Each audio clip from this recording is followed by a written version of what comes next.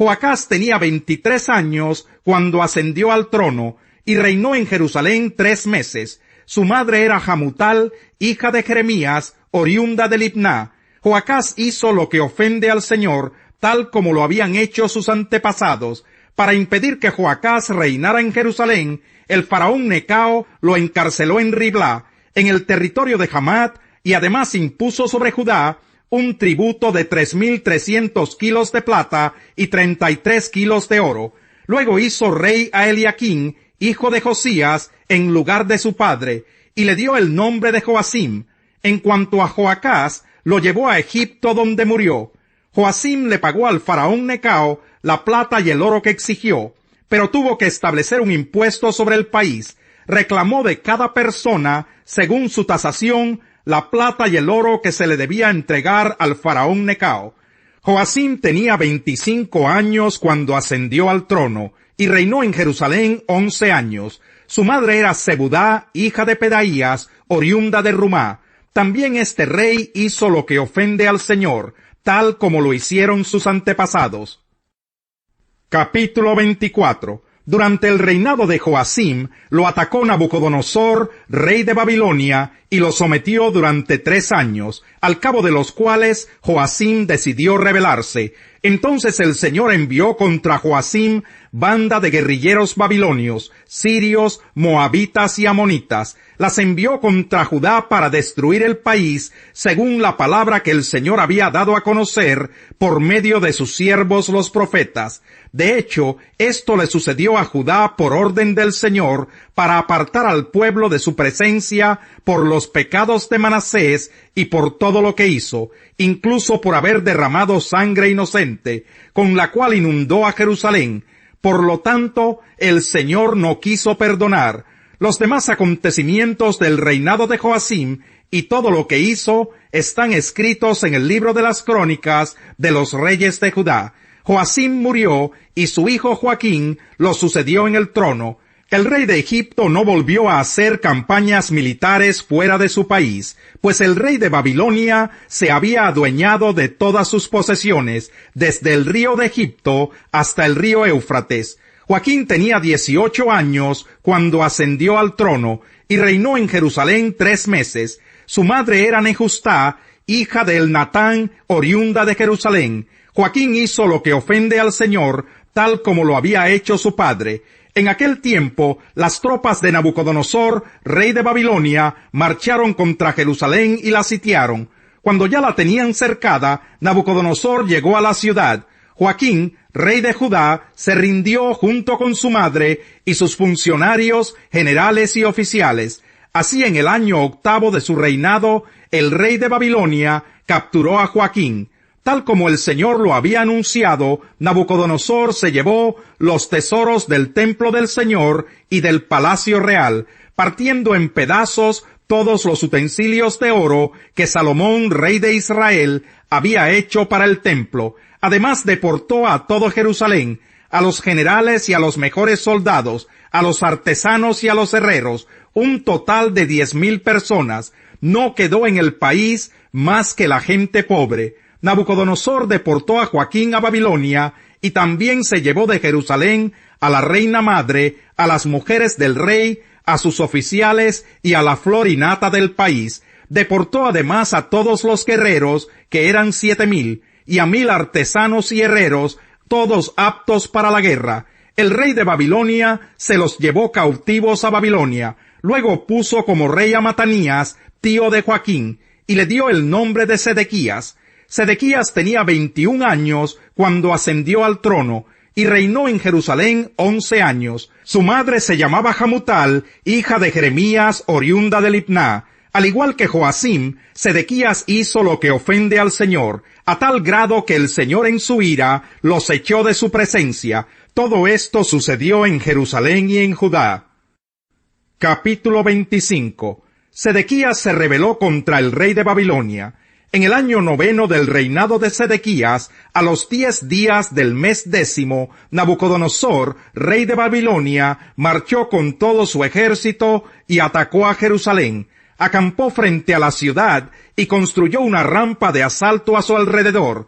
La ciudad estuvo sitiada hasta el año 11 del reinado de Sedequías. A los 9 días del mes cuarto, cuando el hambre se agravó en la ciudad y no había más alimento para el pueblo, se abrió una brecha en el muro de la ciudad, de modo que aunque los babilonios la tenían cercada, todo el ejército se escapó de noche por la puerta que estaba entre los dos muros, junto al jardín real. Huyeron camino al Arabá, pero el ejército babilonio persiguió a Sedequías hasta alcanzarlo en la llanura de Jericó. Sus soldados se dispersaron abandonándolo, y los babilonios lo capturaron. Entonces lo llevaron ante el rey de Babilonia, que estaba en Riblá.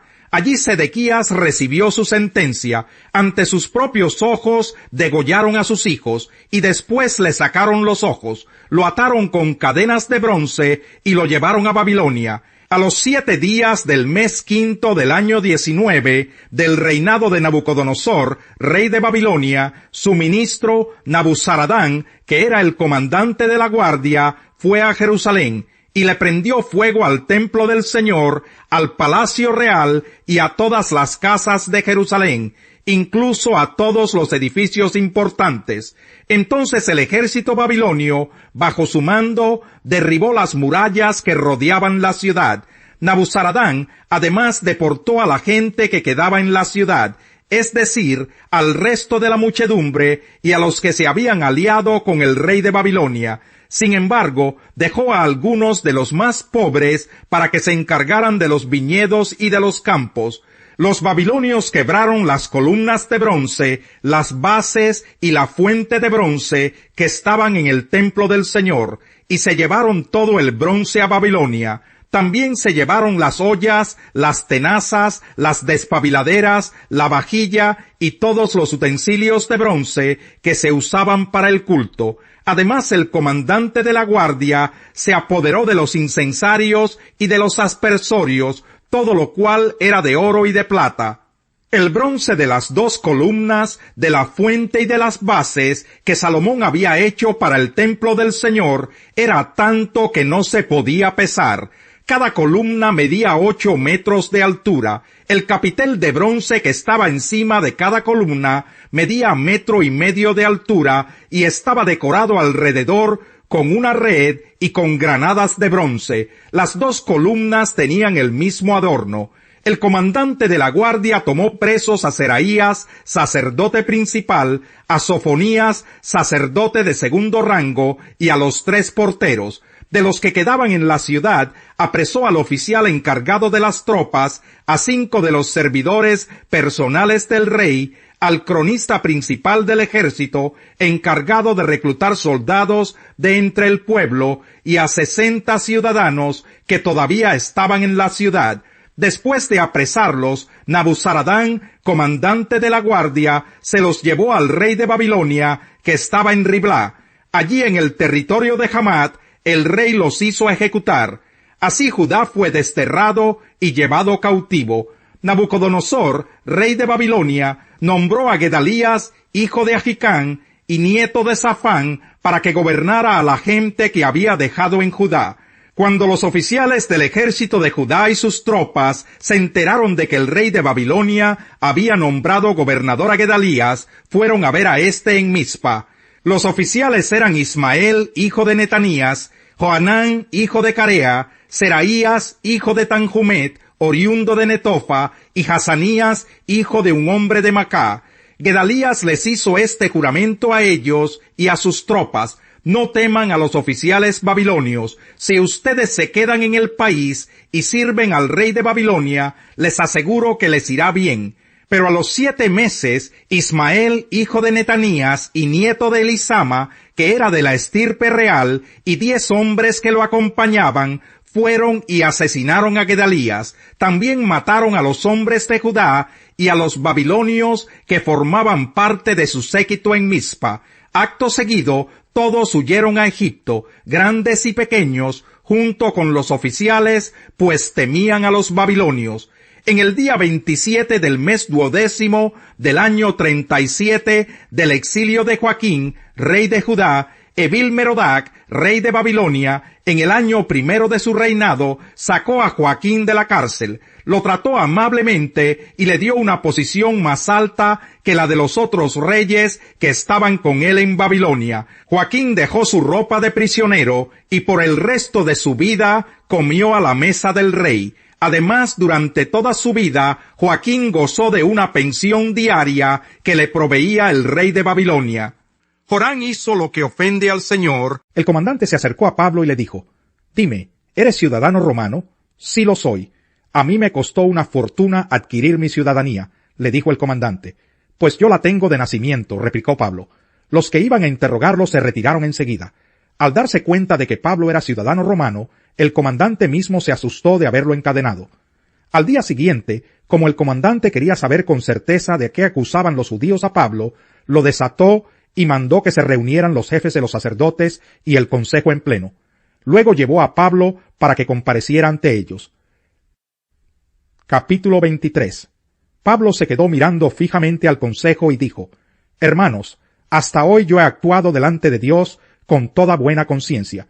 Ante esto, el sumo sacerdote Ananías ordenó a los que estaban cerca de Pablo que lo golpearan en la boca. «Hipócrita, a usted también lo va a golpear Dios», reaccionó Pablo. «Ahí está sentado para juzgarme según la ley, y usted mismo viola la ley al mandar que me golpeen». Los que estaban junto a Pablo le interpelaron: «¿Cómo te atreves a insultar al sumo sacerdote de Dios?» «Hermanos, no me había dado cuenta de que es el sumo sacerdote», respondió Pablo. «De hecho está escrito: no hables mal del jefe de tu pueblo». Pablo, sabiendo que unos de ellos eran saduceos y los demás fariseos, exclamó en el consejo: «Hermanos, yo soy fariseo de pura cepa. Me están juzgando porque he puesto mi esperanza en la resurrección de los muertos». Apenas dijo esto, surgió un altercado entre los fariseos y los saduceos, y la asamblea quedó dividida. Los saduceos sostienen que no hay resurrección, ni ángeles, ni espíritus. Los fariseos, en cambio, reconocen todo esto. Se produjo un gran alboroto, y algunos de los maestros de la ley, que eran fariseos, se pusieron de pie y protestaron. «No encontramos ningún delito en este hombre», dijeron. «¿Acaso no podría haberle hablado un espíritu o un ángel?» Se tornó tan violento el altercado que el comandante tuvo miedo de que hicieran pedazos a Pablo. Así que ordenó a los soldados que bajaran para sacarlo de allí por la fuerza y llevárselo al cuartel. Salmo 2.